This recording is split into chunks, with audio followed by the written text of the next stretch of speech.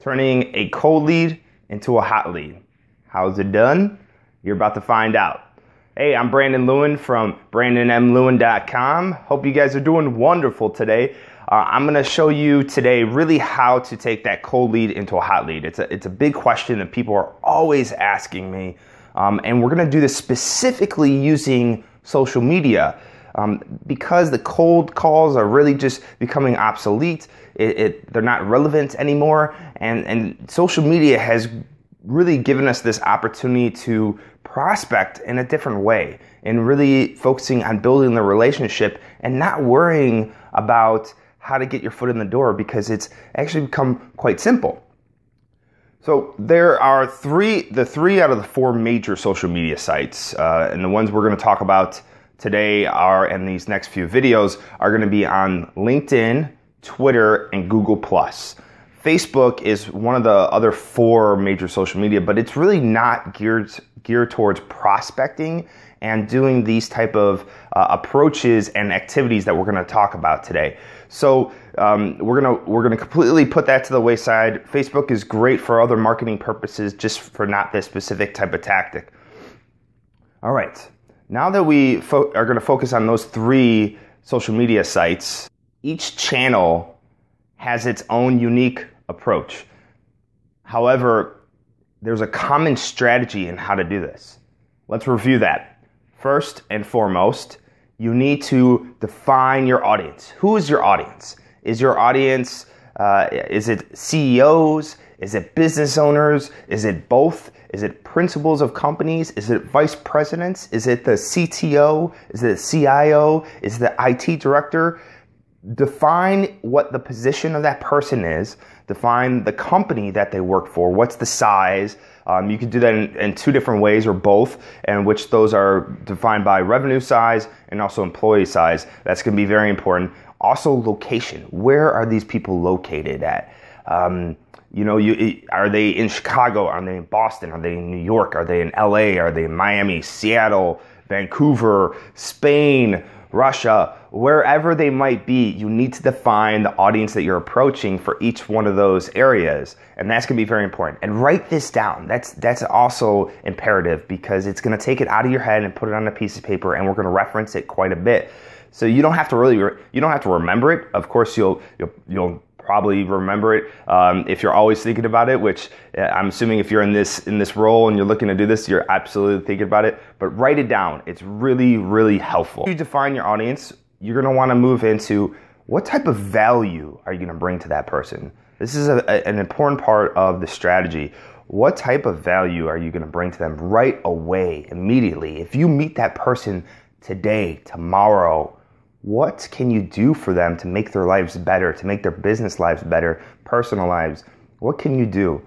And here's a couple ideas. All right. Number one, network. Networking is always a great common place to bring people to. If they're open to it, great. That means they're actually an open-minded person. That's definitely a person you want to approach. So networking, that's a big one. That's number one. Number two, maybe you're able to actually bring them some clients and refer them. If they're working with local business owners, perhaps you work with local business owners as well. And so right there, you could approach them and say, hey, listen, I know you work with local business owners. I do too. I actually have a few clients that could possibly use your service or your product. Love to find out more about you, and then see if I can refer some people over to you. No better way than to build a relationship, get some loyalty going, get some trust built, than actually referring business and putting some money in that person's pocket, and then also helping your clients in the same way. So that's a great approach. And that can be done through networking, and definitely you want to get to know that person right off the bat. Number three is events. So what you can do is you obviously can network with them, you can refer them some business. Maybe you invite them to an event that brings some value to them. Could be a networking event, could be just a informational event, could just be a regular customer appreciation event. And so you can invite like 10 of your clients, and you're also going to invite 2 outsiders, maybe some prospects, and that person could be one of them. That's not there's no better way than actually to get some business and get prospects to like you than to put them in a room full of people that already are using you and already are loving you and everything that you're doing, and you're providing value to them already, and they can sit there and talk to you, be your ambassadors. So an event like that is phenomenal. It could also be a webinar, and it could be a live workshop. So there are a couple different approaches with events, but that's definitely another idea of how to bring value to someone's life. So there you go. You have 3 ideas right off the bat. You can use them to different formats or towards your industry, towards your business and what you provide. Kind of switch it up, but just first and foremost, think about the value that you can bring to that audience. Now that we talked about defining the audience, bringing value, the last one in this approach, in the strategy, is what form of communication are you going to drive them to? Once you start that relationship, once you start that conversation and engagement on social media, you do need to move them to another form of communication. You can't just rely on anything being built solely on online. So you have to move them somewhere else to another form. And those forms could be a phone call, it could be an actual face-to-face meeting if you're looking for people in the local area that you live and work at, or it also could be a Skype call, Skype, Google Hangouts, a GoToMeeting, a Big Marker conference. There are a lot of different platforms that you can get a video stream going, a webcam, and you guys can have a conversation, and you can even share some materials right off the bat. But you have to figure out what makes the most sense to you and what you're comfortable doing. But you need to figure out what that form of communication is, and that's extremely important. Now that we talked about the specific strategy, there are a few aspects of this that you really need to keep in mind. First, it's all about the messaging. It really comes down to that.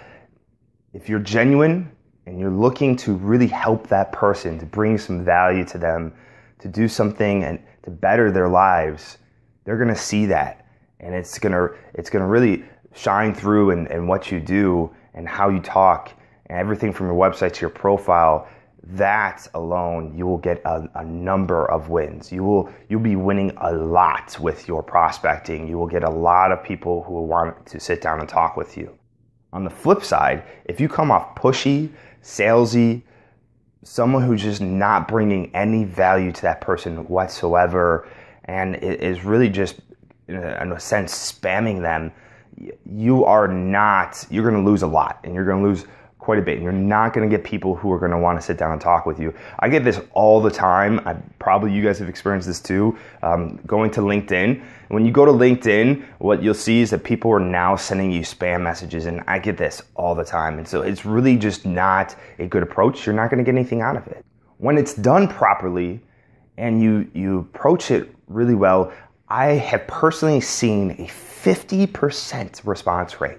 That's on average. I've seen some people who get 80%. I've seen some people who've gotten 30, 20%. And I've even seen people who've gotten 90% response rates. But I've been doing this for a long time, over 6 years now. And I really know that this approach works effectively if you do it the right way. And that's the key approach. And also not just doing the actual reach out or the strategy part of it, but it's also having everything else that works together. Your website, your profile, your messaging, all of that, your brand, that's all very important in how it's positioned to be successful in all this. And that's how you turn a cold lead into a hot lead by using social media. I hope you really enjoyed this and got some value out of it. Make sure, all right, at the end of this video, I'm going to have a couple links. And what we're going to do is show you specifically how to do this on each one of the platforms. So there's going to be one for Twitter, there's going to be one for LinkedIn, there's going to be one for Google+. They're all going to be somewhat similar, and we're going to talk about the strategy as well. So this is important that you watch this video. At the end now, click on the link that you want to go to. If you want to start off at Twitter, go to Twitter. You want to start off with LinkedIn, go to LinkedIn. Google+, you can start there as well. At each one of those videos, there'll be other links to the other ones, so you'll be able to get to those very easily. Start off with the one that you're most interested in, and let me know if you have any questions. Leave some comments down below. I would really like to hear. Maybe I can answer a few more questions that I wasn't clear on in this video. So leave some comments down below. Definitely go visit the website. We have a ton of more material on there. It's www.brandonmlewin.com. Make sure you check out my book too, Chirp Chirp. It's a how-to guide that will effectively help you build a brand by using Twitter. So if you've never used Twitter before, that is definitely the book. It's on Amazon. Go check it out. And also, don't forget, subscribe. All right, on to the next one. Peace.